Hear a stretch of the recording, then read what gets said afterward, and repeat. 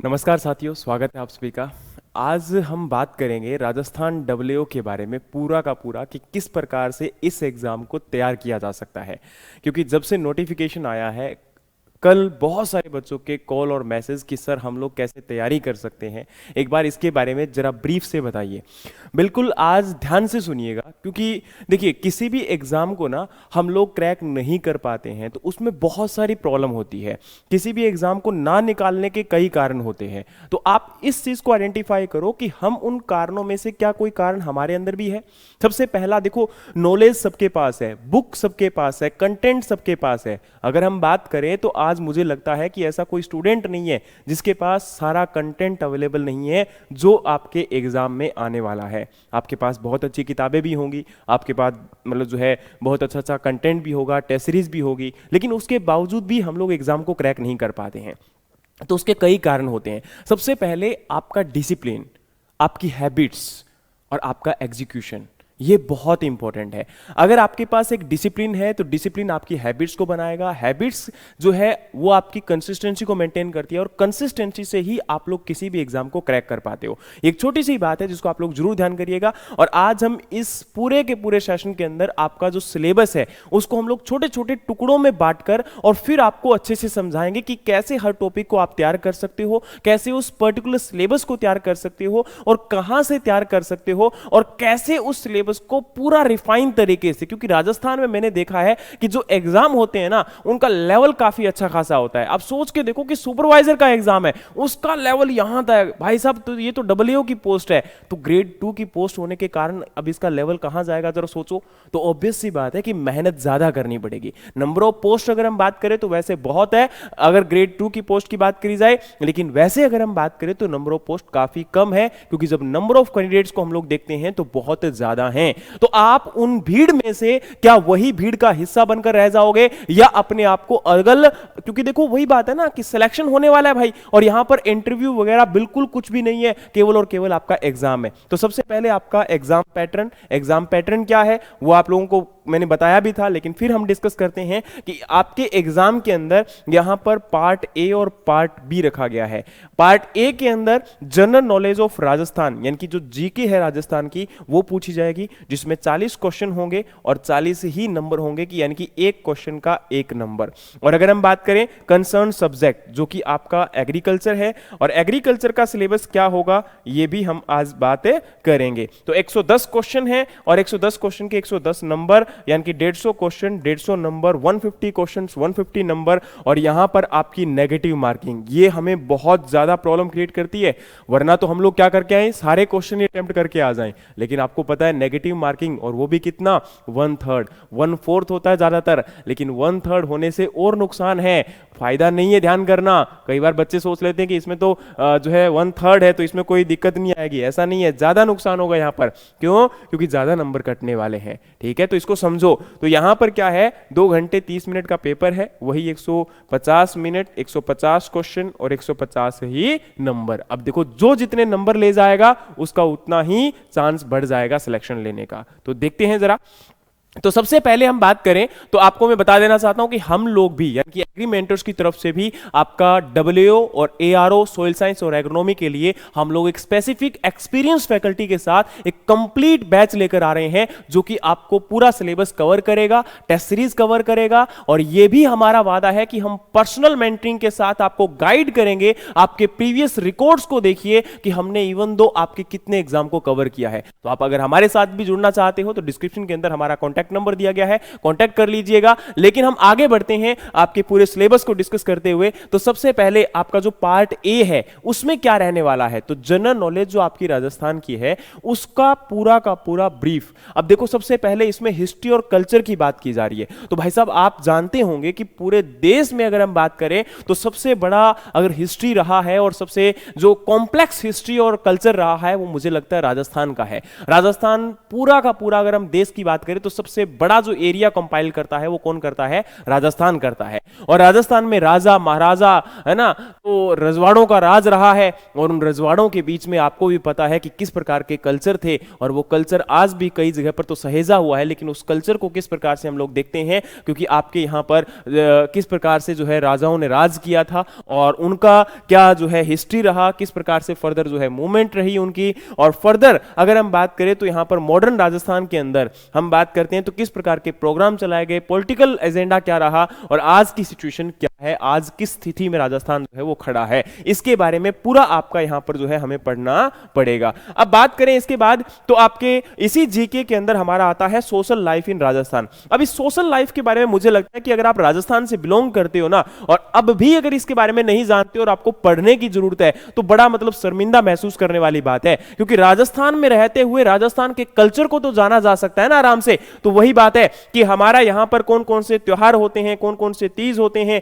क्या हम लोग पहनावा पहनते हैं, किस प्रकार के हमारे जो है आभूषण होते हैं, और किस प्रकार का जो है हमारी पर्सनैलिटीज हैं, कौन हमारे जो है महत्वपूर्ण व्यक्तित्व है हमारे जीवन के अंदर, जिनका हमारे जीवन में एक अहम प्रभाव भी है, और किस प्रकार से हम उनका जो प्रभाव है उनको आज देख पाते हैं, और आज किस प्रकार से हमारी जो संस्कृति है उसमें बदलाव आया है। ये काफी चीजें हैं जो आपको यहां पर देखने को मिलती है, लेकिन इंपॉर्टेंट है, जरूरी है कि इन सब चीजों को समझें। और मुझे लगता है कि ये तो अगर आप राजस्थान से बिलोंग करते हैं तो आपको कोई ज्यादा मेहनत नहीं करनी पड़ेगी अगर आप राजस्थान के कल्चर से जो है वाकिफ हैं तो। उसके बाद अगर हम बात करें तो art of culture. Art of culture का मतलब है कि किस प्रकार से राजस्थान के अंदर different type of art culture, school paintings, जो टेंपल फोर्ट किले जो हैं उनके बारे में सारा आपका जो है यहां पर संयोग, और किस प्रकार का साहित्य रहा है उसके बारे में जो आपका क्वेश्चन होंगे वो यहां से आपके पूछे जाएंगे। इसके बाद अगर हम बात करें तो आपका अगला आता है जी रिलीजियस लाइफ और लैंग्वेज एंड लिटरेचर। ये भी बहुत जरूरी है, कौन कौन सी भाषाएं बोली जाती है। आपको पता है कि राजस्थान जो है इतना बड़ा है, किस प्रकार से, जैसे वो मारवाड़ का रीजन है, कहाँ गंगानगर साइड में आपका रीजन है, और उसके बाद बीकानेर साइड का रीजन है, तो अलग अलग एरिया में अलग अलग भाषाएं बोली जाती है, बोलियां बोली जाती है, वहाँ का कल्चर अलग है, वहाँ पर जो है फोक डांस, वहाँ का संगीत अलग है, वो क्या है उसके बारे में पूरा वहाँ पर जानना, और हमारे जो है लोक देवता कौन कौन से हैं, क्योंकि देखो राजस्थान में अगर हम बात करें ना तो बड़े, जैसे सालासर धाम की बात करते हैं, या फिर हम लोग जो है बिगाजी धाम की बात करते हैं, या हम लोग जितने भी है ना तेजाजी धाम की बात करते हैं, तो ये सब हमारे यहाँ पर राजस्थान के इतिहास का बड़ा जो है एक संजोया हुआ आपका जो है चरित्र है, उसको हमें जानना है। और उसी के साथ में लैंग्वेज और लिटरेचर, लैंग्वेज और लिटरेचर की बात है मतलब भाषाएं है ना, जो मैंने अभी आपको बताया, और किस प्रकार का साहित्य लिखा गया है हमारे जो है पूर्वजों के द्वारा, या फिर हमारे बहुत सारे जो अच्छे कवि और जो राइटर हुए हैं लेखकों के द्वारा, तो वही हमें जानना है और वही आपके एग्जाम में रहेगा। अब देखो ये देखने में तो बहुत आसान लगता है, लेकिन जब पढ़ना स्टार्ट करते हैं ना तो बड़ा मुश्किल हो जाता है, लेकिन इसको याद करना तब आसान है जब आप इसमें अपने आप को पूरा ढाल लेते हो। देखो जब आप, एक बात बताओ यार, आपको राजस्थान में रहते हुए अगर आप राजस्थान के ही हैं तो उस केस में तो आपके लिए बहुत आसान है इस चीज को तैयार करना। हाँ, आप अगर राजस्थान के आसपास में हैं, दूसरे स्टेट में हैं, तब तो आपको मानते हैं कि थोड़ा सा ज्यादा मेहनत करनी पड़ेगी और पढ़ना अच्छे से पड़ेगा। लेकिन अगर आप राजस्थान में ही रहते हैं और वहीं पर रहते हुए आप इसकी तैयारी भी करते हैं, तो फिर आपके लिए ये कहीं ना कहीं वाकई में शर्मिंदा होने की बात है कि आप इसको अच्छे से नहीं पढ़ पाते हो, अच्छे से नहीं जान पाते हो। क्योंकि देखो जरूरी ये है, हमारा राजस्थान का जो इतिहास रहा है ना, वो वाकई में एक काबिले तारीफ भी है और मतलब सुनने लायक है, और उसको अगर हम सुनकर समझकर एक इंटरेस्ट के साथ अगर समझें तो मुझे लगता है कि बहुत आसानी से इसको तैयार किया जा सकता है। आपके एग्जाम को होने में अभी समय है और मुझे लगता है कि 1 महीने में अच्छे से आपके राजस्थान के इतिहास को तैयार किया जा सकता है। अगर आप मतलब कहते हैं ना जी जान के साथ अगर तैयारी करना चाहते हो तो वाकई में इस एग्जाम को तैयार कर सकते हो, प्रिपेयर कर सकते हो और आप सिलेक्शन ले सकते हो। लेकिन सबसे बड़ी यहां पर जो एक अहम बात यह है कि आप इसको समय अगर देना पड़ेगा तभी पॉसिबल हो पाएगा। ऐसे नहीं कि 1 मिनट की रील देखी और राजस्थान का इतिहास याद आ जाएगा, ऐसा पॉसिबल नहीं हो सकता भाई। राजस्थान के इतिहास में बहुत कुछ है और उसे याद करने के लिए उतना ही समय भी देना पड़ेगा। अगर आप इतना समय दे पाते हो तो ये तो आपके लिए बाएं हाथ का खेल होगा, मुझे लगता है कि ये आराम से कर पाओगे।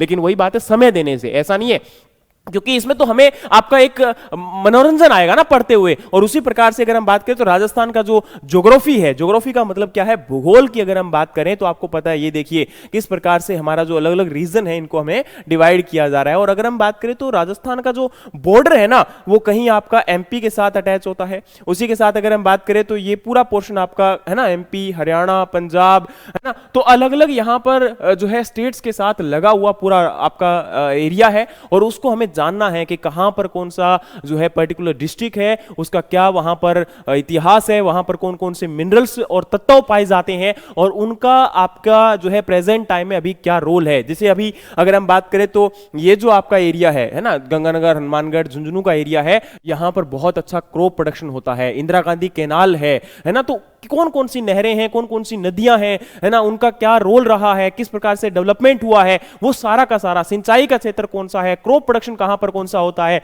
तो आधा का तो ज्योग्राफी आपका एक प्रकार से यहां पर हम ये कह सकते हैं कि क्रॉप प्रोडक्शन के साथ में ही आपका कवर हो जाएगा। लेकिन जरूरी है उसको समझना, अगर आप अच्छे से समझकर कर पाते हो तभी आप इस जीके के बारे में, जीके को अच्छे से पढ़ पाते हो। लेकिन जरूरी क्या है, आप देखो ये बातें सबको पता होती है, लेकिन समस्या ये हो जाती है कि हम उसको इंप्लीमेंट नहीं कर पाते हैं। और इंप्लीमेंट ना करने के कारण ही मुझे लगता है कि इसमें हम लोग सबसे ज्यादा लैग करते हैं। यह सबसे बड़ी एक विडंबना है हमारी। अगर हम बात करें तो आज हमें इस बात को समझना पड़ेगा कि राजस्थान के अंदर हमारा इतिहास, हमारी जो है लिटरेचर, हमारा साहित्य, हमारे जो कल्चर, हमारे आभूषण, और अगर हमें इन्हें भी जानने के लिए किसी पर्सन की जरूरत पड़े तो एक वाकई में हमें सोचना पड़ेगा। क्योंकि देखो ये वो चीजें हैं, और वाकई में अगर कोई पर्सन की जरूरत पड़ती है तो कोई दिक्कत नहीं है, चलो नहीं मानते हैं, हम ये जानते हैं कि हमने नहीं पढ़ा होगा इतिहास। क्योंकि जब हम 9वीं 10वीं क्लास में भी थे, 8वीं क्लास में थे, 6ठी क्लास में थे, तब भी आपने राजस्थान के जो है हिस्ट्री के अंदर आपने पूरा पढ़ा होगा इतिहास उसका। तो वही बात है कि आज भी हमें उसी को दोहराना है, उसी को हमने पढ़ना है और उसी को हमने जानना है। तो आपको मतलब मुझे लगता है कि अगर आप इंटरेस्ट के साथ पढ़ने की कोशिश करो, कि मैं जानने की कोशिश करता हूं कि हमारे पूर्वजों का इतिहास क्या रहा है, उनकी संस्कृति क्या रही है, उन्होंने किस प्रकार के साहित्य लिखे हैं, हमारा जो पूरा राजस्थान है वो किस प्रकार से अलग अलग भागों में विभाजित है, वहां पर ऐसा क्या होता है जो हमारे एरिया में नहीं होता, तो उसको अगर जानने, क्यूरियोसिटी अगर आपके अंदर है, अगर आपके अंदर उत्सुकता है, तो मुझे लगता है कि इतिहास को जानने में आपको ज्यादा समय नहीं लगेगा, आप इस चीज को बहुत अच्छे से समझो सकते हो। दूसरी बात यहां पर आती है कि आपका दूसरा पार्ट बी में अगर हम बात करें तो इसको लेकर थोड़ी सी आपके माइंड में असमंजस होगा कि कैसे तैयार करेंगे यार, बड़ा मतलब एकदम से कॉम्प्लेक्स सिलेबस दिया गया था। और अगर हम ये सिलेबस की जो बात कर रहे हैं ना, ये पूरा सिलेबस आपका जो प्रीवियस ईयर एग्जाम जो आया था उसी के आधार पर मैं आपके साथ पूरा का पूरा जो है ये आपका वार्तालाप है, ये डिस्कशन है। और इसमें अगर हम बात करें तो सबसे पहले जो पार्ट बी में हमारा एग्रीकल्चर स्टार्ट होता है, जिसमें हम लोग जनरल एग्रीकल्चर या एग्रोनॉमी की बात करते हैं, तो उसमें क्या है, तो देखो सबसे पहले आपका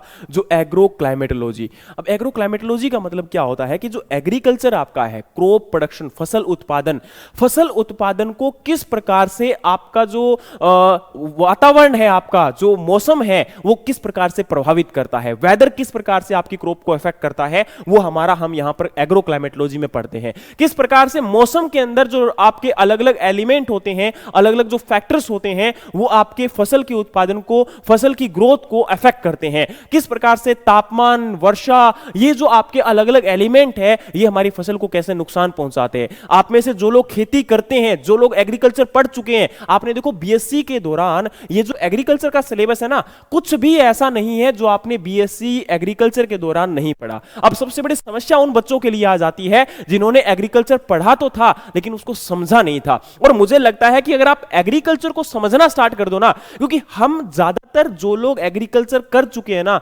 हमारा जो बैकग्राउंड है, हमारा जो इतिहास है, हमारे जो पूर्वज हैं, हमारे जो बाप दादा हैं, वो उस किसानी के साथ जुड़े हुए हैं, हम उस खेती के साथ जुड़े हुए हैं। और मुझे लगता है कि आप अगर थोड़ा सा समझकर इसको याद करना स्टार्ट कर दो तो ये तो याद करने की जरूरत ही नहीं पड़ेगी, ये तो बहुत आसान हो जाएगा। लेकिन सबसे ज्यादा जरूरी है कि उसको प्रैक्टिकल, हमारे आसपास के उदाहरणों के साथ अगर हम समझें तब ये आपके लिए आसान होगा। लेकिन सबसे बड़ी दिक्कत क्या आती है ना, कि हम उसको कॉम्प्लेक्स तरीके से समझने की कोशिश करते हैं, हम उसको नाच गाने के तरीके से समझने की कोशिश करते हैं, हम उसको इंस्टाग्राम की रील से समझने की कोशिश करते हैं, जिसमें ये आपका पॉसिबल नहीं हो सकता। आपको पूरा का पूरा लंबे टाइम तक उसका अभ्यास भी करना पड़ेगा, उसको जानना भी पड़ेगा। और आपको एक बात बताओ, जैसे हम लोग किसी मूवी को देखते हैं, कितने लंबे टाइम तक वो याद रहती है, हम मूवी को कितने लंबे समय तक याद रख लेते हैं, और उसी प्रकार से हमारे पूर्वज कई बार हमें बात बताते हैं ना, हमारे जो दादा हैं या फिर हमारे चाचा हैं, ताऊ हैं, वो हमें कई बातें बताते हैं और उन बातों को हम लोग ना कई लंबे टाइम तक याद रख पाते हैं। क्यों रख पाते हैं? क्योंकि वो कहानियां बनाकर आपको बताई गई हैं। उसी प्रकार से अगर आप एग्रीकल्चर को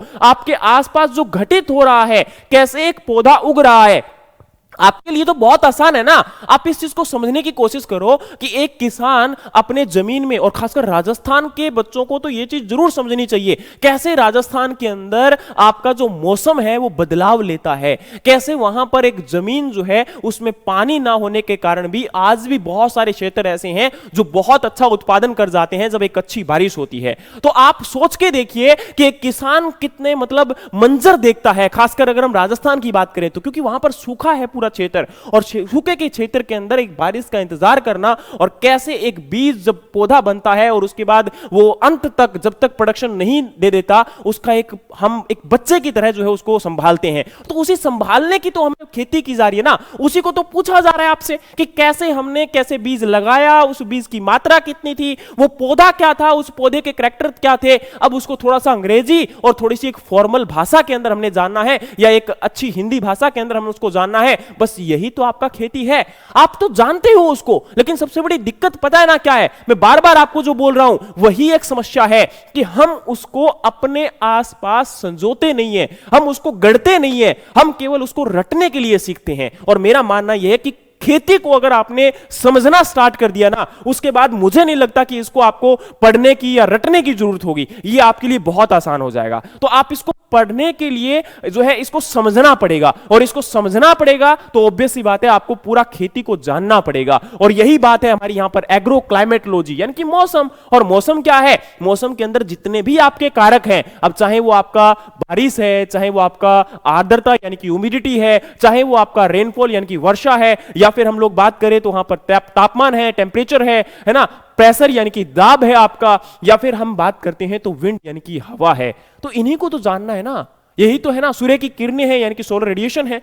इनको अगर हम जान पाते हैं और कैसे वो हमारी फसल को प्रभावित करते हैं, ये हमारा एग्रो क्लाइमेटोलॉजी हो जाएगा जी, है ना, मौसम हो जाएगा आपका। ठीक है, दूसरी हमारी बारी आती है जी एलिमेंट ऑफ क्रॉप प्रोडक्शन। अब इसका मतलब क्या है कि एक फसल को हम लोग जब ग्रो करवाते हैं, उगाते हैं, तो उन फसलों को हम क्या करते हैं? वर्गीकृत करते हैं। अब जैसे मान के चलिए आप जो है एक छोटा सा उदाहरण मैं आपको बताता हूं। आज अगर हम राजस्थान की बात करें तो राजस्थान कितना बड़ा है ना, है कि नहीं है? उसको हमने छोटे छोटे जिलों में, भागों में विभाजित कर दिया। अब जिलों में विभाजित करने का मतलब ये नहीं था, अब जैसे भारत है, भारत को भी अलग अलग राज्यों में विभाजित किया गया। अब इसका मतलब ये नहीं है कि हम लोग एक दूसरे से अलग है, नहीं, हम आज भी बोलते हैं ना कि हम सब भाई भाई है ना, भारतीय लोग। तो वहां अगर हम बात करें तो एक दूसरे से जुड़े हुए हैं। उसी प्रकार से आपकी जो फसलें हैं, इनको अगर हम प्रोडक्शन करना स्टार्ट करें तो काफी हद तक इनमें बहुत सारी क्या है, आपकी समानताएं हैं, बहुत सारी आपकी सिमिलरिटीज हैं, लेकिन इनमें काफी चीजें ऐसे भी हैं जो आपकी अलग भी है। वो अलग क्या है, उनको हम लोग किस किस आधार पर उनको अलग कर रहे हैं? जैसे अभी पंजाब है तो उसको पंजाब को एक भाषा के आधार पर अलग किया गया ना, पंजाबी वहां पर भाषा बोली जाती है ना। उसी प्रकार से हमारे जो तमिलनाडु है उसको तमिल भाषा के आधार पर अलग किया गया। तो वो हमने क्या किया कि कुछ आधार पर हमने उनको वर्गीकृत कर दिया ताकि वहां के अनुसार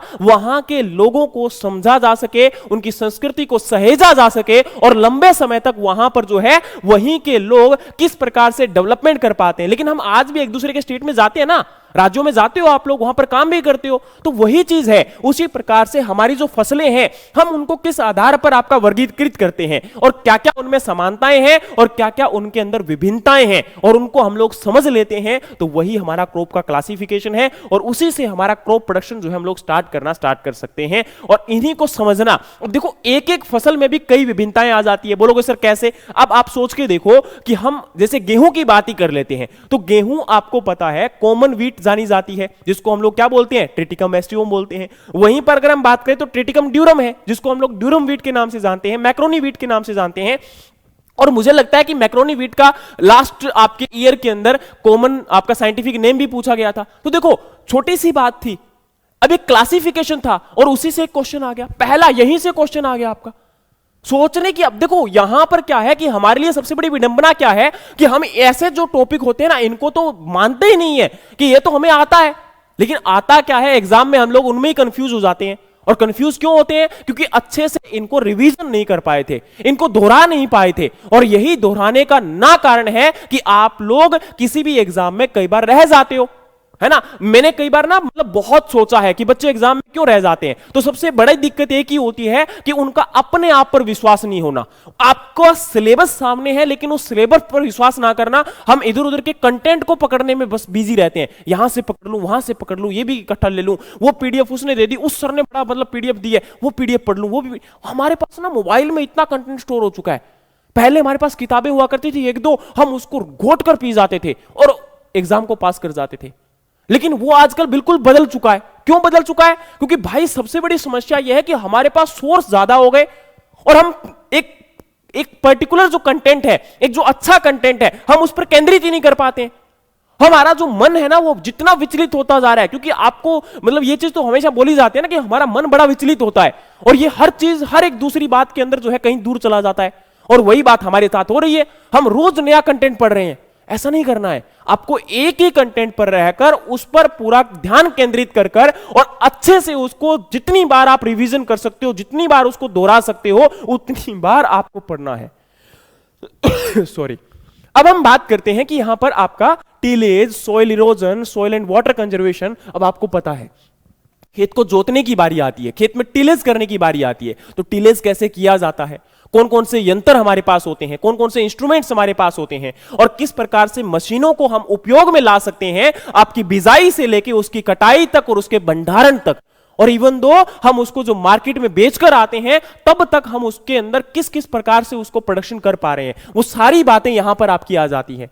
फिर हमारी बारी आती है जी सोइल प्रोडक्टिविटी एंड फर्टिलिटी। इसका मतलब क्या होता है? सोइल प्रोडक्टिविटी एंड फर्टिलिटी का मतलब होता है जी एक सोइल, एक मिट्टी, क्योंकि आज मिट्टी की बात करें तो हम इसको एक जीवित आपका जो है उसका दर्जा दे चुके हैं। क्यों दे चुके हैं? क्योंकि इसी मिट्टी के अंदर बहुत सारे जीवाणु हैं, बहुत सारे ऐसे ऐसे आपके जीव हैं, जैसे कि केंचुए की बात करते हैं या फिर बैक्टीरिया की बात करते हैं, फंगस की बात करते हैं। अब जैसे ही बैक्टीरिया दिमाग में आएगा हम लोग सोचते हैं ये तो नेगेटिव ही होगा, ये तो कुछ गलत ही होगा। नहीं, बहुत सारे बैक्टीरिया ऐसे हैं जो हमारे लिए बहुत ही ज्यादा फायदेमंद होते हैं, बहुत ही ज्यादा बेनिफिशियल होते हैं। कैसे? जैसे आप लोग जानते हो अच्छे से कि जैसे हमारी जो जमीन है उसके अंदर आपका नाइट्रिफिकेशन प्रोसेस होती है, डीनाइट्रिफिकेशन प्रोसेस होती है। ये किससे जुड़ी हुई है? ये जमीन से जुड़ी हुई है, ये खेती से जुड़ी हुई है और इनसे हमारी फसलों को फायदा भी होता है। तो यही तो जानना था हमें और यही तो हमारी क्या होती है सोइल के साथ। अब देखो फर्टिलिटी में क्या है, फर्टिलिटी इज एक, आप देखो जैसे फॉर एग्जांपल आपकी फर्टिलिटी और प्रोडक्टिविटी में हम लोग अंतर की बात करते हैं तो देखो एक तो आपका जमीन की बात करते हैं, मिट्टी की बात करते हैं, तो एक तो मिट्टी के अंदर आपके यहां पर उसकी उत्पादकता कितनी है और दूसरा हमारी जो मिट्टी के अंदर कितना उसमें आवश्यक तत्व प्रेजेंट है।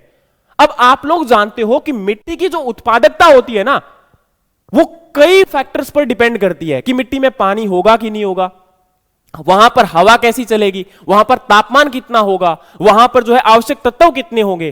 तो मतलब आवश्यक तत्व एक फर्टिलिटी का हिस्सा, फर्टिलिटी एक प्रोडक्टिविटी का हिस्सा है, उत्पादकता का हिस्सा है।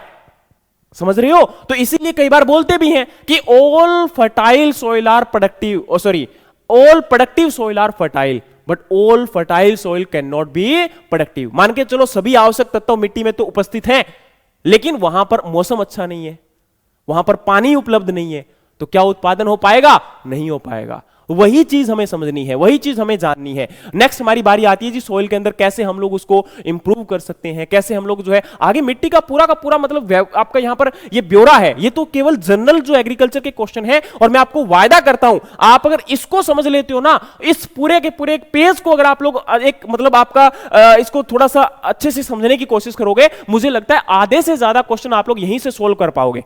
लेकिन सबसे बड़ी समस्या क्या है, हम इन टॉपिक को देख के तो इग्नोर कर देते हैं, ये तो हमें आते हैं, ये तो हमें पता है, हमें पता केवल इतना होता है कि ऑर्गेनिक मैटर क्या है, लेकिन फर्दर जो उसके पीछे की कहानी है वो हम नहीं जान पाते हैं। वो हम क्यों नहीं जान पाते हैं? क्योंकि आज हमारे जो जैसे मान के चलिए मैं आपको एक प्रेजेंट टाइम में एग्रोनॉमी पढ़ाता हूं, लेकिन मैं आपको 100% विश्वास के साथ ये नहीं कह सकता कि मैं पूरी एग्रोनॉमी का ज्ञाता हूं। क्यों? क्योंकि भाई आपको एक बात पता होना चाहिए कि एक एग्रोनॉमी छोड़ो, आपका एक सिंगल टॉपिक भी अगर हम बात करें उसमें भी रिसर्च के, उसमें भी शोध के इतने विषय हैं कि उसमें से भी हजारों टॉपिक निकल जाते हैं कई बार शोध के। बात समझ में आ रही है? तो ये क्यों होता है? क्योंकि हमें उस चीज को पकड़ना है जो हमारे एग्जाम के लिए उपयुक्त है, उसके लिए इंपॉर्टेंट है और उससे हमारे एग्जाम में क्वेश्चन आ जाए। बस ये हमारा मेन टारगेट होना चाहिए और उसी को ध्यान में रखकर हमें जितना इसको जानना है, जितने इसके जानने की जरूरत है, उतना ही हमें पढ़ना है और यही हमारी स्मार्ट स्टडी होती है। अब कई बच्चे क्या करते हैं कि सर स्मार्ट स्टडी और हार्ड वर्क में क्या डिफरेंस होता है? आप स्मार्ट वर्क और हार्ड वर्क की बात करते हो। देखो, स्मार्ट वर्क का मतलब यह नहीं है कि तुम लोग किताबें पढ़ना बंद कर दो, और स्मार्ट वर्क का यह भी मतलब नहीं है कि तुम लोग 1 मिनट की इंस्टाग्राम की रील से तुम लोग पास हो जाओगे। नहीं, वहां से तुम्हें एक अधूरा ज्ञान मिलेगा, लेकिन उसके पीछे की अगर कहानी हमने जाननी है और एक कॉन्सेप्ट को अगर हमें समझना है तो हमें उसको अच्छे से जानने के लिए पूरा उसका विवरण पढ़ना ही पड़ेगा, पूरा उसका कॉन्सेप्चुअल जो ज्ञान है वो हमें लेना ही पड़ेगा, तभी हम लोग उसको समझकर एग्जाम को क्रैक कर पाएंगे। और यही हम लोग नहीं कर पाते हैं।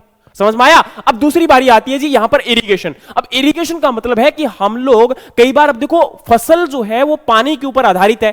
पानी यहां पर वर्षा से आ जाएगा तो अच्छी बात है, बारिश से आ जाएगा तो अच्छी बात है, लेकिन अगर हम लोग उसको इरिगेशन, आपको कई बार क्या होता है वर्षा नहीं आ पाती है, बारिश नहीं हो पाती है, और राजस्थान में तो आपको वैसे ही पता है कि पूरा जो है काफी एरिया ऐसा है जहां पर सूखा रहता है, तो वहां पर तो बारिश के आधार पर ही खेती होती है। लेकिन फिर भी हम कुछ ऐसे एरिया जहां पर पानी को उपलब्ध करवा सकते हैं, या तो क्या करेंगे वहां पर नहर के द्वारा सिंचाई करेंगे या फिर कुओं के द्वारा सिंचाई करेंगे। तो वो सिंचाई करने से लेकर और उसको कैसे हम लोग डेवलप कर सकते हैं, किन किन अवस्थाओं में पानी देना पड़ता है, किन किन अवस्थाओं में पानी बहुत जरूरी होता है, और पानी देने के तरीके क्या हो सकता है, कैसे पानी को हम लोग जब देते हैं तो कैसे वहां से आपका जो है उसको अच्छे से यूटिलाइज किया जा सकता है, कैसे लगातार पानी आपका जमीनों में, जमीनी स्तर के अंदर आपका जो वाटर लेवल है, जो आपका पानी का जो एक लेवल है, स्तर है, वो कम होता जा रहा है। क्यों? कारण क्या है? तो उसका रीजन क्या है, उसी को पढ़ना है, उसी को जानना है। आज हमारा जो भारत है उसमें कितने क्षेत्र में इरिगेशन हम लोग करते हैं, यही हमें जानना है। और इसके बाद में बारी आती है जी concept, scope and problem of dryland agriculture, जिसकी हम बात करते हैं राजस्थान में। राजस्थान का जो एरिया है वो ड्राईलैंड एरिया माना जाता है, एरिड एरिया माना जाता है, सेमी एरिड एरिया माना जाता है। तो उस आपके क्षेत्र में हम लोग कैसे फसल का उत्पादन कर सकते हैं, क्या क्या ऐसी हमारी जो विधियां हैं जिनको हम लोग उपयोग में लाकर वहां पर एक अच्छे से फसल का उत्पादन किया जा सकता है। आज राजस्थान इतना बड़ा है, वहां पर भौगोलिक क्षेत्र इतना बड़ा है, तो वहां जो आपकी जमीन है वो सूखी है, तो उसके ऊपर हम कैसे उत्पादन को बढ़ा सकते हैं, क्या क्या हम लोग वहां पर ऐसी जो है विधियों को अपना सकते हैं जैसे कि वहां पर आपके सूखे क्षेत्र में भी आपकी खेती को कर पाए। ऐसी कौन सी आपकी फसलें हैं जिनको उन एरिया में ग्रो करवाया जा सकता है, और उनको ग्रो करवाया जाता है तो कितनी उनकी उत्पादकता हो सकती है। ठीक है, वही हमारा ड्राईलैंड का एरिया है। Problem of weed and control measure, हमारे जो खेत में खरपतवार आ जाते हैं फसलों के अंदर, जैसे आप लोग जब पढ़ते हो तो आपके कई ऐसे दोस्त होते हैं ना, आज मूवी देखने चलते हैं, आज पार्टी करने चलते हैं, आज एंजॉयमेंट करते हैं। अरे यार रोज ही तो पढ़ता है, कौन सा तू एक दिन में मतलब कलेक्टर बन जाएगा, बस हो गया कल्याण वहीं पर। ऐसे लोग ही वीड होते हैं। बुरा मत मानना, जरूरी नहीं कि सारे ऐसे हो, लेकिन ज्यादातर अगर आप लोग इन्हीं चीजों में आप संलिप्त रहते हो तो मेरा यह मानना है कि ऐसे दोस्त जो आपको लगातार ऐसी एक्टिविटीज में लेकर जाते हैं वो एक वीड से कम नहीं है, एक खरपतवार से कम नहीं है। और वही बात यहां पर है, एक खरपतवार आपकी पौधे के साथ, एक फसल के साथ किस प्रकार से उगता है और किस प्रकार से उसके साथ एक कंपटीशन करता है, और उस कंपटीशन को हमने खत्म करने के लिए इस वीड को क्या करना है, कंट्रोल करना है, उसको मैनेज करना है, उसको कंप्लीटली खत्म नहीं करना, क्योंकि वो भी जरूरी होता है। ऐसे वीड भी हमारे आसपास होने चाहिए, ऐसे वीड ही तो हमें मोटिवेट करते हैं। ठीक है, समझिए, आगे बढ़ते हैं। Seed quality and certification. अब जैसे हम एक फसल की उत्पादन को लेकर बात कर रहे थे, इतनी इतनी बड़ी बातें कर ली, एक एनवायरमेंट की बात कर ली। जब हमारे पास एक उपयुक्त आपका एनवायरमेंट आ जाएगा, मौसम आ जाएगा, तो हमें एक अच्छा सा बीज चाहिए उस फसल को उगाने के लिए, और बीज जितना अच्छा होगा कहते हैं कि उतना ही अच्छी फसल होगी। तो फाउंडेशन एक जो फैक्टर माना जाता है वो आपका क्या होता है, सीड। अब उस सीड की क्वालिटी भी मैटर करती है, उस सीड का सर्टिफिकेशन भी मैटर करता है, उस सीड के अंदर ऐसे क्या गुण हैं जो आपका वहां पर आप अच्छे से ग्रो करवा सकते हो। उसके बाद में बारी आती है जी एग्रोनॉमी ऑफ इंपॉर्टेंट क्रॉप, जैसे कि cereals, pulses, oil seed, fibre crop, forest crop, sugar cane, sugar beet और पोटैटो। अब बहुत अच्छे से हमें पढ़ना पड़ेगा कि कैसे हमारे जो सीरियल्स हैं, जो आपकी गेहूं है, चावल है ना, धान जिसको आप लोग बोलते हो, तो आपका इनको कैसे हम लोग उत्पादन कर सकते हैं, मिलेट्स को कैसे उत्पादन कर सकते हैं, ठीक है, बाजरा को कैसे उत्पादन कर सकते हैं, जौ को कैसे उत्पादन कर सकते हैं, फिर आपकी जो पल्सेस दालें होती हैं, ऑयल सीड जो तिलहनी फसलें होती हैं, इनको कैसे उत्पादन किया जाएगा, तो इनके बारे में हमें पढ़ना पड़ेगा। फिर आपकी बारी आती है यहां पर आपका objective and method of plant breeding. तो ये जो बारी है वो यहां पर आपके प्लांट ब्रीडिंग और जेनेटिक्स की है कि मेंडल्स लॉ। लेकिन इसमें सबसे बड़ी समझने की बात यह है कि यहां पर जो ज्यादातर फोकस हमें करना है वो इसमें ब्रीडिंग में आपके मेथड्स जो ब्रीडिंग के होते हैं उनके ऑब्जेक्टिव और उनको कैसे हमें आपका जो है अप्लाई करना है, किस प्रकार से हम लोग इन मेथड को यूज करके आपके जो ब्रीडिंग प्रोग्राम को यूज करके हम लोग जो है फसलों को आपका उन्नति जो आपकी उन्नत किस्में होती हैं उनको डेवलप कर सकते हैं, आपकी इंप्रूव्ड वैरायटीज को डेवलप कर सकते हैं। तो उसके लिए हमारी जरूरी है प्लांट ब्रीडिंग की। और आज हम लोग किस प्रकार से बायोफोर्टिफाइड वैरायटीज को डेवलप कर रहे हैं, ये बायोफोर्टिफाइड वैरायटीज होती है कैसे हैं, ये जीएम क्रॉप क्या होती है ना, तो हमें इनको समझना है यहां पर। और इसी के साथ में हमारी बारी आती है जी Mendel law of inheritance and heterosis mutation and gene concept. तो यहां पर भी आपको बहुत ही छोटे पार्ट के ऊपर फोकस करना है। तो जो ब्रीडिंग और जेनेटिक्स का पार्ट है उसमें हमें काफी छोटे हिस्से के ऊपर फोकस करना है, लेकिन बहुत अच्छे से फोकस करना है ताकि क्वेश्चन यहां से आपका कोई छूटे ना जाए। इन्होंने टॉपिक को बहुत ही छोटे से लेवल के ऊपर आपका मेंशन करके छोड़ दिया, लेकिन आपको पढ़ना अच्छे से पड़ेगा ताकि यहां से कोई एक क्वेश्चन भी आपका रह ना जाए। अब बारी आती है जी नेक्स्ट आपकी सीड टेस्टिंग। अब जिस हम सीड की बात कर रहे थे उसी की हम यहां पर फिर आ गया टाइप ऑफ सीड क्या होते हैं, सीड को कैसे प्रोड्यूस किया जाता है, कैसे उसको जो हम लोग उत्पादन करते हैं, और रिकमेंडेड वैरायटीज कौन सी होती हैं राजस्थान के अंदर जो हमारी इंप्रूव्ड क्रॉप की या इंपॉर्टेंट क्रॉप्स की। अब नेक्स्ट हमारा बारी आती है जी plant growth regulator, management of abiotic stress and plant waste plant water relationship, nano particles and their importance in agriculture. अब यहां पर इसका जो मतलब है वो पहला आपका है प्लांट ग्रोथ एंड डेवलपमेंट, मतलब आपका जो प्लांट है उसके लिए यहां पर कौन से ग्रोथ रेगुलेटर्स की रिक्वायरमेंट होती है, जो प्लांट ग्रोथ हार्मोन्स की बात की जा रही है। और इसी के साथ में क्योंकि आप लोग जानते हैं एबायोटिक स्ट्रेस, अब देखो एक बायोटिक स्ट्रेस होता है, एक एबायोटिक स्ट्रेस होता है। बायोटिक स्ट्रेस भी आगे हमें पढ़ना है किसके अंदर, हम लोग जब डिजीज यानी कि पैथोलॉजी को पढ़ेंगे और एंटोमोलॉजी को पढ़ेंगे, इंसेक्ट्स को पढ़ेंगे, तब वो हमारे बायोटिक फैक्टर होते हैं। और एबायोटिक फैक्टर होते हैं जो मौसम की मार होती है, तापमान की मार होती है, वर्षा की मार होती है, दाब की मार होती है, दाब जो होता है, प्रेशर होता है, विंड होती है, इनका क्या आपका प्रभाव पड़ता है आपकी फसल के उत्पादन के ऊपर, वो हमें यहां पर जानना है। और वहां पर प्लांट और वाटर का क्या रिलेशनशिप है, उनका रिश्ता क्या है, तो ये हमारा प्लांट फिजियोलॉजी का बहुत ही अहम हिस्सा आता है, हमें इसको पढ़ना होता है। Nano particle and their importance in agriculture, मतलब जैसे हम नैनो आपके फर्टिलाइजर्स को डेवलप कर चुके हैं, नैनो यूरिया को डेवलप कर चुके हैं, नैनो डीएपी को डेवलप कर चुके हैं, उनका क्या प्रभाव है, उनका क्या यूज है, उनका क्या प्रयोग है, उनसे हम लोग कैसे फसल को उत्पादन को बढ़ा सकते हैं, वो हमारा इसके अंदर पढ़ा जाएगा। और उसके बाद में अगली बारी आती है यहां पर सॉइल साइंस की।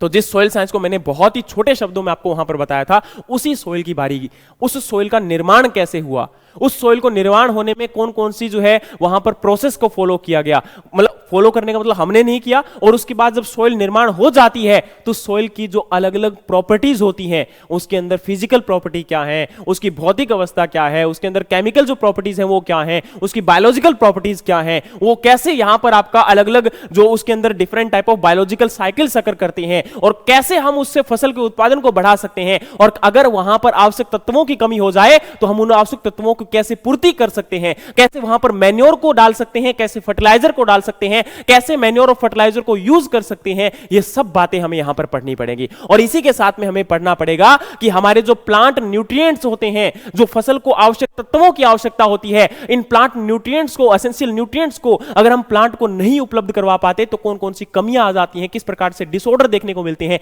और अगर ये डिसऑर्डर होते हैं तो कैसी डेफिशिएंसीज होती हैं, कैसे वहां पर हमें जो है अलग अलग धब्बों का देखने मिलता है, और ये इनसे हम कैसे पहचान सकते हैं कि किस आवश्यक तत्व की उस आपके प्लांट के अंदर, पौधे के अंदर कमी हो चुकी है। और इसी से हमारा जो है फर्दर हम लोग जानते हैं कि इनको कमियों को पूरा करना है तो अब मिट्टी की जो जांच है वो क्यों जरूरी है, कैसे हम लोग उसको इंप्रूव कर सकते हैं, ये सब हमारा। और नाइट्रोजन फिक्सेशन जो हमारी बायोलॉजिकल प्रॉपर्टी, और उसके बाद में organic manure, bio fertiliser, chemical composition of farm made manure, हमें इनको जानना है। ग्रीन मैन्योर होती क्या है, ये सब चीजें यहां पर हम लोग किस में पढ़ेंगे, मिट्टी के अंदर पढ़ेंगे, सोइल साइंस के अंदर पढ़ेंगे। सोइल मिट्टी विज्ञान जो आपका है वो पूरा का पूरा आपका यहां पर हम पढ़ेंगे। और इसी के साथ में जानने की कोशिश करेंगे कि राजस्थान की जो मिट्टी है वो कैसी है, अलग अलग जो आपके जोन है उनमें कैसी मिट्टी देखने को मिलती है और उनके ऊपर हम किस प्रकार की फसलों को उगा सकते हैं। समझ में आया? उसके बाद में बारी आती है जी यहां पर आपका हॉर्टिकल्चर। तो हॉर्टिकल्चर की जब हम बात करें तो हॉर्टिकल्चर में देखो ओलेरिकल्चर, आपका ऑर्नामेंटल और पोमोलॉजी। अब देखो यहां पर जब इसका सिलेबस वैसे देखते हैं ना हम लोग, वैसे उसमें ऊपर एक ही लिखा होता है ओलेरिकल्चर और लगता है कि केवल सब्जियों का उत्पादन है। नहीं भाई साहब, इसमें पूरा है। सबसे पहले ओलेरिकल्चर मतलब आपका वेजिटेबल। अब देखो कोई भी जो पौधा है ना, चाहे वो आपकी सब्जी है, चाहे वो आपका फल है, चाहे वो आपका एक स्पाइस है, चाहे वो आपका एक यहां पर मेडिसिनल क्रॉप है या फिर आपका एक फील्ड क्रॉप है, सीरियल्स हैं, पल्सेस हैं, दालें हैं, है ना, कोई भी है, उनको सभी को उत्पादन करने के लिए हमें उसके एक बीज की आवश्यकता होती है और उसको हम लोग कैसे ग्रो करवा सकते हैं, उनको हम लोग कैसे क्लासिफाई कर सकते हैं, वो सारी बातें। अब चाहे वो ओलेरिकल्चर में पढ़ लो, चाहे आप लोग पोमोलॉजी में पढ़ लो, चाहे आप लोग जो है वहां पर आपका फ्लोरिकल्चर में पढ़ लो, सबके अंदर हमें यह जानना पड़ेगा कि एक पौधों को हम लोग किस आधार पर उनको जो है वर्गीकृत कर रहे हैं और उनके अंदर किस प्रकार के गुण हैं और उनके अंदर किस प्रकार से हम लोग उनको फर्दर क्लासिफाई कर सकते हैं। और इसी के साथ में इनको जब हम उगाते हैं तो उनको उगाने की विधि क्या होती है। जैसे अब हम लोग जैसे ही आपका किस में आएंगे, यहां पर हॉर्टिकल्चर में आएंगे, तो वहां पर हमें नर्सरी को पढ़ना पड़ेगा, वहां पर जो है हमें ऑर्चर्ड्स प्लांटिंग को पढ़ना पड़ेगा, उनकी लेआउट को पढ़ना पड़ेगा, प्रूनिंग को पढ़ना पड़ेगा, उनके अंदर जो डिफरेंट टाइप ऑफ हम लोग इंटरकल्चरल प्रैक्टिसेस करते हैं, जो हम लोग यहां पर आपका एक फसल को कैसे अच्छे से ग्रो करवाया जा सकता है, एक पौधे को कैसे अच्छे से उगाया जा सकता है, वो हमें यहां पर पढ़ना पड़ेगा। तो यहां पर आपका जो फसलों के अंदर सब्जियों का उत्पादन कैसे किया जा सकता है, फलों का उत्पादन कैसे किया जा सकता है और मसालों का उत्पादन कैसे किया जा सकता है, इन सबके बारे में हमें पढ़ना पड़ेगा। और इसी के साथ में हमने जानना है हाईटेक हॉर्टिकल्चर। हाईटेक हॉर्टिकल्चर का मतलब है जी, आज आपके सामने बहुत सारे ग्रीन हाउस, पॉली हाउस आप लोग देखते हो, इनका क्या उपयोग हो सकता है, कैसे हम लोग इनका उपयोग करके राजस्थान के अंदर जो आपकी एक ऐसी मिट्टी है जहां पर बहुत कम पानी भी है और मौसम की मार बहुत ज्यादा है, वहां पर भी हम एक अच्छा खासा उत्पादन कर सकते हैं और किस प्रकार से हम लोग वहां पर आपका प्रोडक्शन को इंक्रीज कर सकते हैं और कौन कौन सी ऐसी फसलें हैं जो आपके उस एरिया के अंदर लगाई जा सकती है, ये पूरा आपको यहां पर अच्छे से पढ़ने को मौका मिलेगा। समझ में आया? तो इनको जानने का मौका मिलेगा, इनको इंटरेस्ट क्रिएट करना स्टार्ट करो कि यार कितनी अच्छी बात है ना, क्या क्या उगाया जा रहा है। लेकिन याद रखना तभी आपके लिए आसान होगा जब इनमें आप इंटरेस्ट लेते हो। अगर आप इंटरेस्ट नहीं ले पाते हो, रुचि नहीं लोगे, तो ऑब्वियस सी बात नहीं याद रहेगा, फिर आपसे कुछ भी बोलते रहो। लेकिन सबसे पहले उस सब्जेक्ट के अंदर, उस विषय के अंदर आपको रुचि लेनी पड़ेगी, आपको इंटरेस्ट लेना पड़ेगा, तभी वो सब्जेक्ट आपको, वो विषय आपको अच्छे से समझ में आ पाएगा। उसके बाद में बारी आती है जी यहां पर आपका फॉरेस्ट। अब देखो फॉरेस्ट भी जरूरी है, जंगल भी जरूरी है और जंगलों से तो आपको पता है कि आज अगर हम जंगल की बात करते हैं और एक पर्यावरण की बात करते हैं तो और खेती की बात करते हैं तो इनके बीच में गहरा रिश्ता है। और आज हम जंगलों को काटते चले जा रहे हैं, धीरे धीरे डिक्रीज करते जा रहे हैं, लेकिन इन्हीं आपके जंगलों की, इन्हीं आपके पेड़ों की क्या अहमियत है आपकी खेती के अंदर और कैसे ये जंगल, ये पेड़, ये पौधे आपके किसान की आमदनी को बढ़ा सकते हैं और कैसे हम इनको उपयोग में लेके आ सकते हैं और कैसे हम एक फसल और एक पेड़ को एक साथ में उगा सकते हैं और उसको हम लोग किस प्रकार से एग्रो फॉरेस्ट्री के नाम से जानते हैं।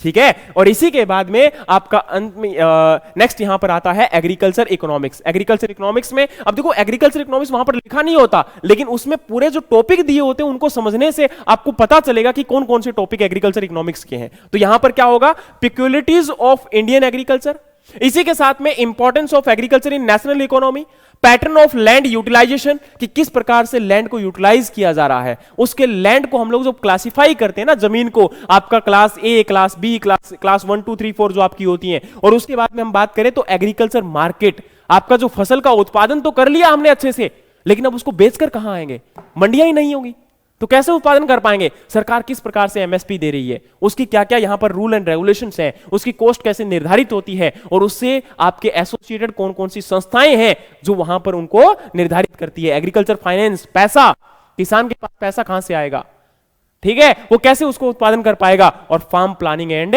बजटिंग, एक फार्म को कैसे प्लान किया जा सकता है, क्योंकि जब तक देखो कहते हैं ना कि एक इंसान को सब कुछ समझ है लेकिन एक पैसे को कैसे उपयोग में लेके आना है, वैसे जैसे मारवाड़ी मतलब इस बात को बहुत अच्छे से जानता है, मारवाड़ी इंसान को पता होता है कि पैसा कहां पर उपयोग में कैसे लाया जा सकता है। तो उसी प्रकार से हमारे लिए जरूरी है कि किसान को इस बात को समझना पड़ेगा, जो मारवाड़ी का दिमाग है वो किसान को लेकर आना पड़ेगा और उसी के लिए यहां पर आपका जो है कृषि अर्थशास्त्र आपको पढ़ाया जाता है। और उसके बाद में बारी आती है जी आपकी यहां पर किसकी? एक्सटेंशन की। अब उस एक्सटेंशन का काम कौन कर रहा है? राजस्थान का कृषि विभाग।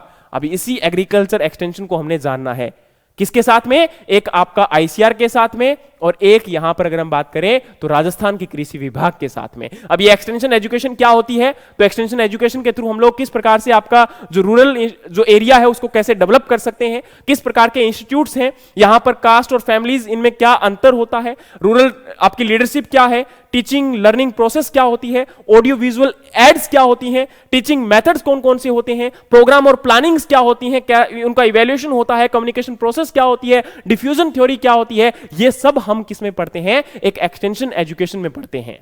क्यों एक्सटेंशन क्यों जरूरी है? क्योंकि आज सोच के देखो, भारतीय सरकार, राजस्थान सरकार बहुत सारी ऐसी स्कीम को लेकर आती है जो हमारे किसान की आमदनी को बढ़ाने के लिए लगातार तत्पर है, लेकिन उन स्कीम को हम लोग किसान को धरातल स्तर पर नहीं पहुंचा पाते हैं, और यही हमारी विडंबना होती है। और उसी के लिए आपको यहां पर एक्सटेंशन एजुकेशन का नॉलेज होना जरूरी है कि ऐसे कौन कौन से आपके प्रोग्राम चलाए गए। जैसे हम लोग यहां पर आईआरडीएपी की बात करते हैं, पंचायती राज की बात करते हैं, हाई यील्डिंग वैरायटी प्रोग्राम की बात करते हैं, आत्मा की बात करते हैं, नेशनल एग्रीकल्चर टेक्नोलॉजिकल प्रोजेक्ट की बात करते हैं, नेशनल एग्रीकल्चर इनोवेशन प्रोजेक्ट की बात करते हैं, मनरेगा की बात करते हैं, केवीके की बात करते हैं। तो कैसे ये हमारे किसान की आमदनी को बढ़ा पाए, और इन प्रोग्राम का क्या रोल रहा, क्या इनके ऑब्जेक्टिव थे, कहां कहां पर इनको स्टार्ट किया गया, कब स्टार्ट किया गया, ये सब हमें जानना होगा। और आज जो भारतीय सरकार कर रही है, राजस्थान सरकार कर रही है, ये हमें यहां पर जानना होगा, और यही हमारा क्या होगा? एग्रीकल्चर एक्सटेंशन एजुकेशन होगा।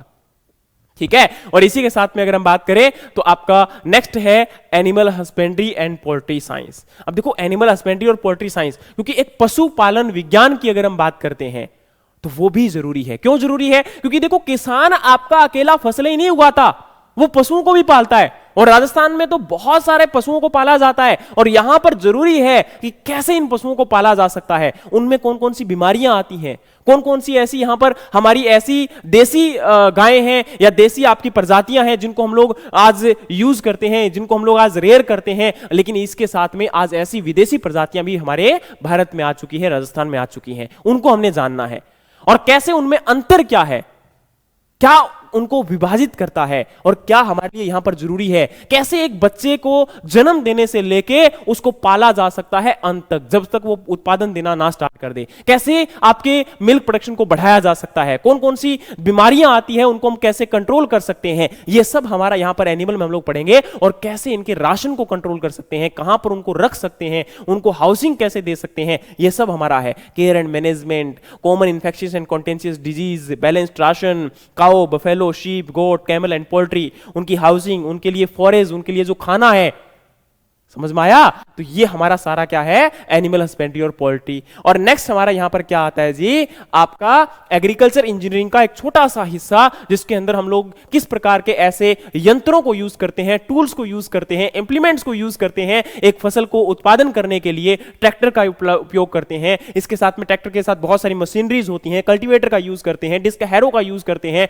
आपके डिस्क प्लो का यूज करते हैं। ये यहां पर प्राइमरी और सेकेंडरी इंप्लीमेंट को हम लोग जानते हैं, कैसे इनको उपयोग में ला पाते हैं, क्या क्या इनका उपयोग कर पाते हैं, कहां पर ये काम में आते हैं, ये सारी जानकारी आपकी यहां पर किस में हम लोग पढ़ेंगे? इस सेशन में पढ़ेंगे, इस टॉपिक में पढ़ेंगे। और इसी के साथ में आपका एग्रीकल्चर स्टैटिस्टिक्स, ये एग्रीकल्चर जो स्टैटिस्टिक्स है वो आपका एक प्रकार से यहां पर जो एग्रीकल्चर की रिसर्च है उससे जुड़ा हुआ हिस्सा है।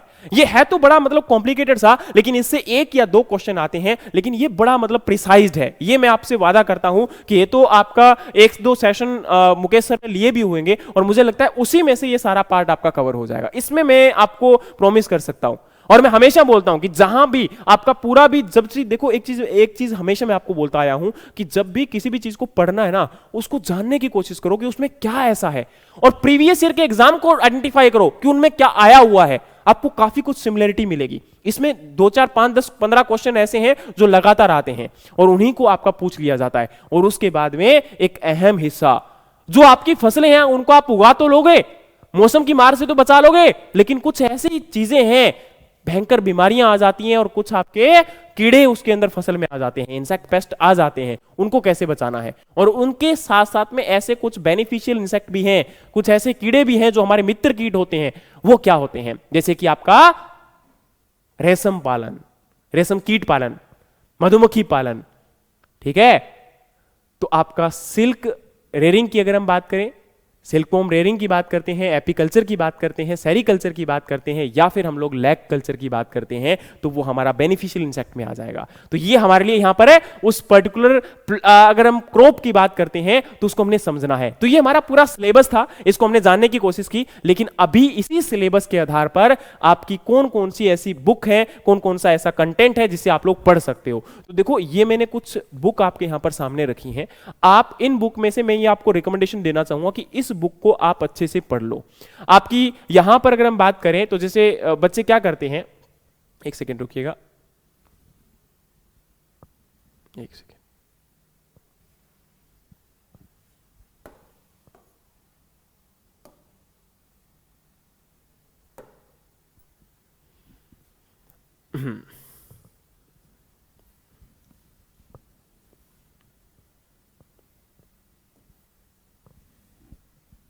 हाँ, तो देखिए वापस आता हूं मेरी बात के ऊपर। मैंने क्या बोला कि इनमें से अगर हम बात करें तो यहां पर जो आपकी इंपॉर्टेंट बुक है वो आपकी देखो ये है, लेकिन इसमें से मैं बोलना चाहूंगा कि ये बुक आपके लिए बहुत महत्वपूर्ण है। और आप अगर इनमें से अगर हम बात करते हैं तो किसी बुक को, वैसे अगर मैं आपके राजस्थान के पर्सपेक्टिव बताऊं तो इन दो बुक को आप मत लेना, लेकिन यहां पर आप इन दोनों बुक में से मैं आपको एक ही बुक रिकमेंड करना चाहूंगा कि एक ही बुक आपके लिए बहुत महत्वपूर्ण है, वो आपकी है अरुण कत्यान की। इसके साथ में आप इस बुक को लेना चाहते हो तो ले सकते हो, लेकिन इतना जरूरी नहीं है। लेकिन अगर आपके पास ये दोनों वॉल्यूम है, क्योंकि इसके दो वॉल्यूम आते हैं, fundamental of agriculture by Arun Katyan के दो वॉल्यूम है और दोनों ही बहुत महत्वपूर्ण है, दोनों को आपको अच्छे से पढ़ना पड़ेगा। और इसके साथ में आपकी वेबसाइट यहां पर 3 बता रहा हूं, लेकिन मैं 2 को यहां पर काटना चाहूंगा। एक आपके लिए बहुत महत्वपूर्ण है और वो कौन सी है, www.eagri.org। बोलोगे सर ये क्यों महत्वपूर्ण है, तो देखो इसका कारण बताता हूं। इसका कारण है ये, अब देखो आपका जो सिलेबस था ना, उस सिलेबस के छोटे छोटे टुकड़ों को यहां पर लेकर आओ आप लोग। मैंने आपको एग्रोनॉमी के बारे में बताया था, एग्रोमेट्रोलॉजी के बारे में बताया था, इरिगेशन के बारे में बताया था, और आपकी फसलों के उत्पादन के बारे में बताया था, और आपके वीड मैनेजमेंट के बारे में बताया था। एज इट इज दिया हुआ है।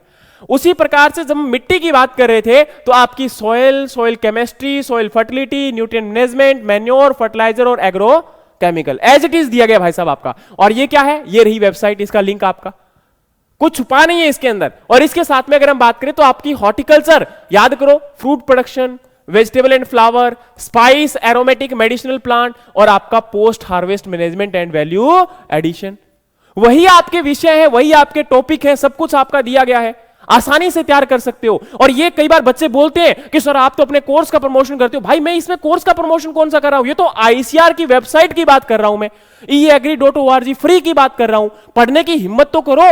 लेकिन आपको वही बात है कि अगर हमसे पढ़ना है तो भाई ऑब्वियस सी बात है, फिर तो हम कोर्स ही बेचेंगे ना, क्योंकि हमारा काम है, हमारा जो जीवन यापन है वो इसी के ऊपर है। लेकिन हम आपसे ये वादा जरूर करते हैं कि हमसे अगर आप पढ़ोगे तो हम आपको जो बेहतरीन कंटेंट है, मैं आपको आगे दिखाता हूं कि कौन कौन सी किताबों को हम लोग पढ़ते हैं, उनको कंपाइल करते हैं और आपके लिए जो है एक अच्छा कंटेंट तैयार करते हैं। तो उसी की बात हम लोग कर रहे हैं। प्लांट पैथोलॉजी, जैसे आपके पैथोजन जो होंगे, डिजीज कोजल ऑर्गेनिज्म होंगे, उनको कैसे कंट्रोल कर सकते हैं और आपकी फसलों के ऊपर कैसे ये अटैक करते हैं। और नेक्स्ट आपका यहां पर जो फार्म पावर एंड मशीनरी, ये केवल एक ही टॉपिक को पढ़ना है यहां पर, ये आपके लिए बहुत महत्वपूर्ण है।